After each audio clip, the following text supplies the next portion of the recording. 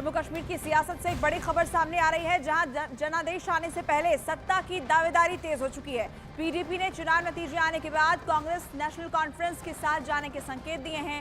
श्रीनगर की लाल चौक विधानसभा सीट से पीडीपी के उम्मीदवार जुहैब यूसुफ मीर ने संकेत दिया है कि उनकी पार्टी बीजेपी को सत्ता से बाहर रखने के लिए नेशनल कॉन्फ्रेंस कांग्रेस गठबंधन में शामिल हो सकती है। उन्होंने दावा किया कि पीडीपी जम्मू कश्मीर में बनने वाली सरकार का अहम हिस्सा होगी।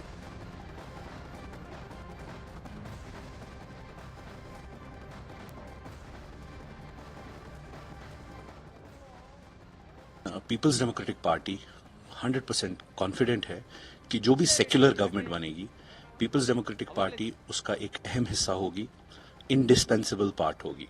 तो कोई भी सेक्युलर गवर्नमेंट बनाने के लिए पीपल्स डेमोक्रेटिक पार्टी का बहुत ही इम्पोर्टेंट भूमिका होगी उसमें। जो भी गवर्नमेंट बने वो बीजेपी के साथ नहीं बने, वो बीजेपी के खिलाफ बने, क्योंकि उन्होंने जम्मू में भी आप देख लीजिए कितना ज़्यादा माहौल इस इलेक्शन में विशिएट किया हुआ है। लेकिन चाहे अब पीडीपी की ये जो अब हम लोग सोच रहे हैं ये कि पीडीपी अगर कोई गवर्नमेंट बना भी लेती है, मतलब अपना सपोर्ट देके सेक्युलर गवर्नमेंट, वो सेक्युलर गवर्नमेंट ज़्यादा देर तक टिकेगी नहीं, क्योंकि इन लोगों ने दिल्ली स्टाइल पे वो इस गवर्नमेंट को चलाने की कोशिश करेंगे, जहाँ पे जो चीफ मिनिस्टर है उसके जो पावर्स काफ़ी कर्टेल हुए हैं, वो बार बार उसे बेगिंग बोल के साथ एलजी के पास जाना पड़ेगा। जम्मू कश्मीर के नतीजों से पहले हर राजनीतिक दल अपनी अपनी जीत का दावा कर रहा है। जम्मू कश्मीर का जनादेश क्या होगा, उसकी तस्वीर कल साफ हो जाएगी। किसी एक पार्टी या गठबंधन को बहुमत नहीं मिलने की स्थिति में 5 मनोनीत विधायक की भूमिका कैसे अहम हो जाएगी, ये हम आपको ग्राफिक्स के जरिए समझाने की कोशिश करते हैं। अगर जम्मू कश्मीर में त्रिशंकु विधानसभा रही तो 5 मनोनीत विधायकों की भूमिका काफी अहम हो जाएगी, जिन पर सबकी नजरें टिकी होंगी। इन 5 सदस्यों का मनोनयन विधानसभा में जम्मू कश्मीर के उपराज्यपाल की तरफ से किया जाएगा। उपराज्यपाल को विधानसभा की पहली बैठक से पहले ही विधायकों का मनोनयन करना होगा, जिससे जम्मू कश्मीर विधानसभा में सदस्यों की संख्या 90 से बढ़कर 95 हो जाएगी और घाटी में सरकार बनाने के लिए जादुई आंकड़ा 46 से बढ़कर 48 पर पहुंच जाएगा। और सबसे जरूरी बात, इन मनोनीत विधायकों को बहुमत परीक्षण के वक्त मतदान करने का भी अधिकार होगा।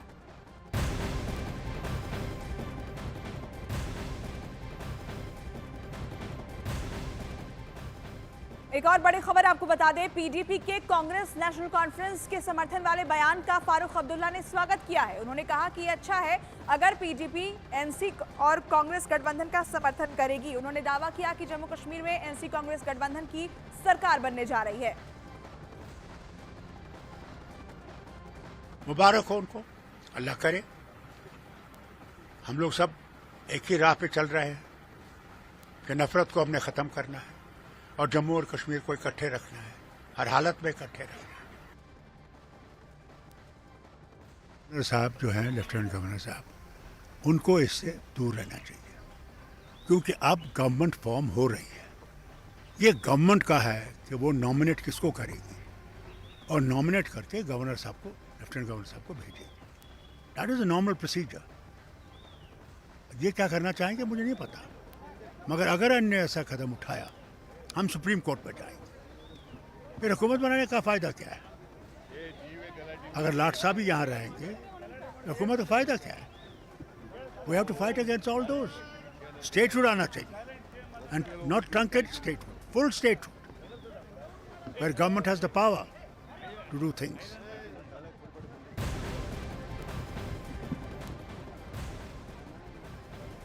और इधर महबूबा मुफ्ती की बेटी इल्तिजा मुफ्ती ने किसी भी गठबंधन को फिलहाल समर्थन देने से इनकार कर दिया है। सोशल मीडिया प्लेटफॉर्म एक्स पर लिखा है कि जनादेश का इंतजार करें, किसी भी पार्टी को समर्थन का फैसला पीडीपी के बड़े नेता लेंगे। इल्तिजा मुफ्ती की तरफ से पोस्ट के जरिए ये बात कही गई है कि किसे समर्थन हम देंगे, इसका फैसला पीडीपी के बड़े नेताओं की तरफ से लिया जाएगा।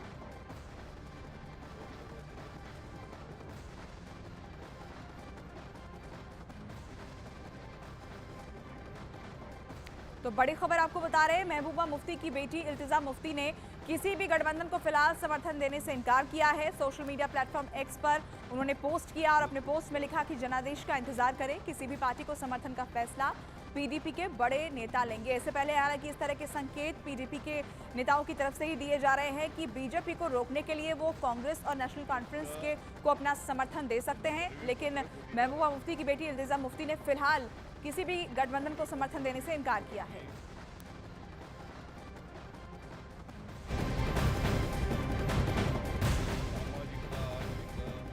और इस बीच बारामूला से सांसद इंजीनियर राशिद का बड़ा बयान सामने आया है। उन्होंने इंडिया गठबंधन से अपील की है कि जम्मू कश्मीर को जब तक पूर्ण राज्य का दर्जा नहीं मिल जाता तब तक नई सरकार का गठन नहीं किया जाएगा।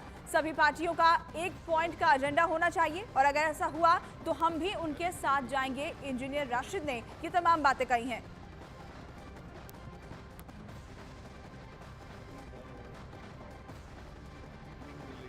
अगर मेजॉरिटी भी मिलेगी, चाहे किसी अकेली पार्टी को मिले, अलायंस को मिले, या इंडिपेंडेंस का सपोर्ट चाहिए या किसी और का सपोर्ट चाहिए, तो अच्छा रहेगा कि अगर ये सारी पार्टियां एक पॉइंट पर फोकस करके यूनियन गवर्नमेंट पर ये कहते हैं कि आप स्टेटहुड वापस दे दीजिए, इलेक्शन हो गया। अगर उमर साहब खुद कहते थे कि म्यूनिसिपैलिटी से ज़्यादा पावर इस सरकार के पास नहीं रहेगा, तो थोड़ा सा मिल के यूनियन सरकार से कह दें कि कम से कम स्टेट पहले दें, थोड़ा सा विकार बहाल हो। और अगर इसमें उन्हें एआईपी का भी ताउन चाहिए, हम बाकी चीज़ों को छोड़कर इस एक पॉइंट पर उनके साथ कोऑपरेट करने को तैयार हैं। अब आपको जम्मू कश्मीर सरकार बनाने के लिए बीजेपी के प्लान के बारे में भी बताते हैं। अगर बीजेपी सबसे बड़े दल के रूप में उभरती है तो ऐसे में बिना देरी किए वो सरकार बनाने का दावा पेश करेगी और इसके लिए निर्दलीय और छोटी पार्टियों से जीते विधायकों को साथ लाने की कोशिश की जाएगी। बीजेपी को उम्मीद है कि वो जम्मू क्षेत्र में पिछली बार की ही तरह क्लीन स्वीप करेगी। 2014 के विधानसभा चुनाव में बीजेपी को 25 सीटें मिली थी।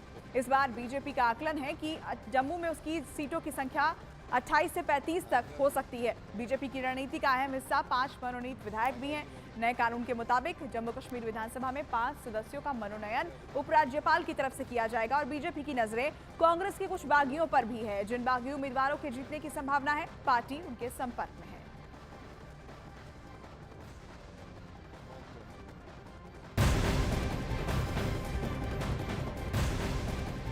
और इन सबके बीच एक और बड़ी खबर आपको बताएं। कांग्रेस नेता पवन खेड़ा ने बड़ा दावा किया है कि जम्मू कश्मीर में एक मजबूत सरकार बनेगी, घाटी के लोगों को उनकी मनचाही सरकार मिलेगी और कांग्रेस पूर्ण राज्य के दर्जे की लड़ाई जारी रखेगी।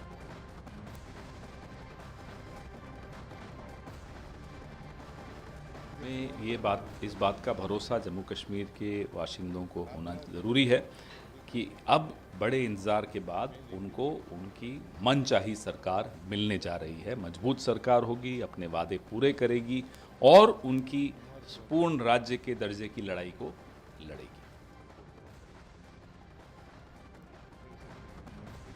जम्मू कश्मीर में 2014 की विधानसभा चुनाव के बाद क्या स्थिति थी, उसके बारे में भी आपको बताते हैं। 2014 में जम्मू कश्मीर में विधानसभा की 87 सीटें थी, अब 90 सीटें हो चुकी हैं। विधानसभा चुनाव में महबूबा मुफ्ती की पार्टी पीडीपी को सबसे ज्यादा यानी कि 28 सीटें मिली थी। 25 सीटें जीतकर बीजेपी दूसरे नंबर पर आई थी। फारूक अब्दुल्ला की पार्टी नेशनल कॉन्फ्रेंस को 15 और कांग्रेस को 12 विधानसभा सीटें मिली थी। 3 सीटों पर निर्दलीय और 4 सीटों पर छोटे दलों के उम्मीदवार जीते थे और बहुमत के आंकड़े तक कोई भी पार्टी नहीं पहुंच सकी थी।